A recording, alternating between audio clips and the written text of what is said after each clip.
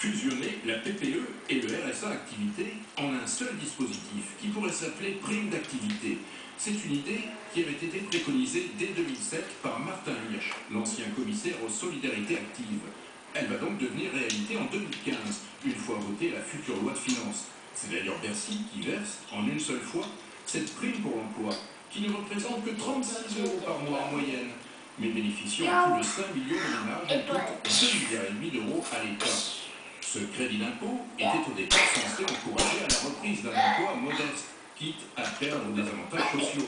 Mais le RSA activité, créé plus tard, vise lui aussi à compléter un salaire trop étriqué par un versement de la CAF. Le montant moyen, cette fois, atteint 176 € par mois, mais pour à peine 750 000 bénéficiaires et un montant global d'1,5 milliard. Une fois fusionné en une prime d'activité, pour reprendre le terme du rapport du député PS Christophe Sirugue, ce sont jusqu'à 7 millions de travailleurs qui pourraient cette fois toucher entre 15 et 215 € par mois. Mais le gouvernement est prêt à mettre sur la table plus que 4 milliards des deux dispositifs actuels. Réponse dans quelques semaines avec la présentation du budget 2015. Effectivement, ce sera en septembre. Voilà donc pour le détail de cette mesure. On va prendre un peu de recul maintenant sur cette interview avec vous, Christophe Jacubizine. Le titre retenu par le journal Le Monde, c'est « Nous devons aller plus vite et plus loin », entre guillemets. Pourtant, contre-lit, ça ressemble plutôt à être sur place. Il n'y a pas vraiment de nouveau là-dedans. Oui, c'est vrai, Julien, qu'il y a encore un décalage finalement entre le discours et les faits. On va prendre deux exemples. François Hollande nous dit par exemple qu'il veut libérer l'économie. Il veut par exemple, je cite, lever les verrous et réduire les effets de seuil dans les entreprises. Mais il demande aux syndicats de lui faire des propositions alors que cela fait des mois que les discussions sont en cours sans aucun effet. François Hollande, par exemple, encore aimerait adapter la réglementation sur l'ouverture des magasins le dimanche.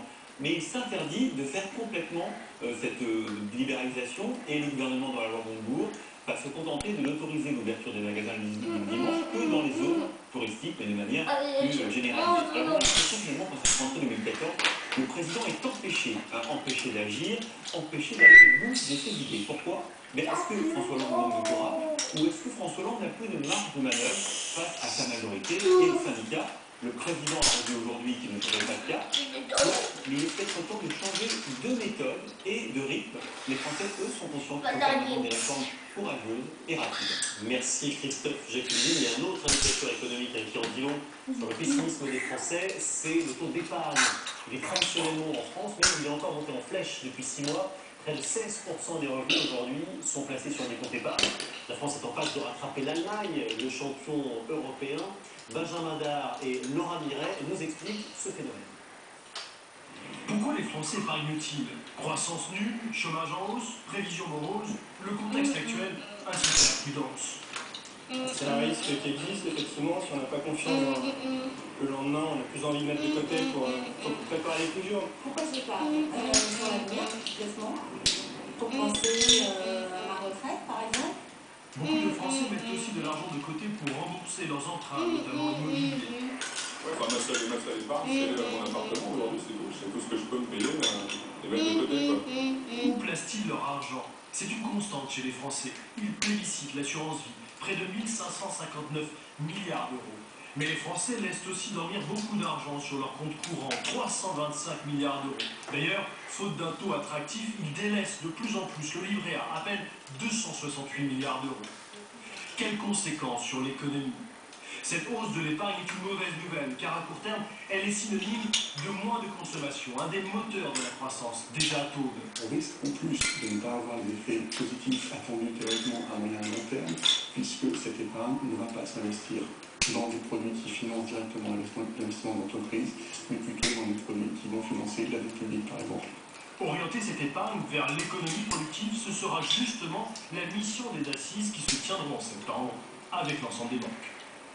En mode politique, Alain Juppé a confirmé sur son blog qu'il serait bien candidat à la primaire de l'UMP pour la présidentielle 2017. Il rejoint dans la course François Fillon, Xavier Bertrand et Christian Estrosi. D'autres noms pourraient bien s'ajouter, à commencer bien sûr par celui de Nicolas Sarkozy. Il s'active pendant les vacances. Ce sont les ouvriers qui travaillent dans les gares ou sur les rails. Ils préparent la rentrée avec le trafic qui va revenir à la normale. À elle seule, l'Île-de-France concentre 40% du trafic, et c'est donc là que se déroulent les plus grands travaux. Ludovic Romanin et Sharif Souari ont suivi un chantier particulièrement impressionnant en région parisienne. Voici une des deux parties du nouveau pont de Saint-Denis. une structure métallique de 328 tonnes, de 52 mètres de long, à installer délicatement au-dessus de l'eau.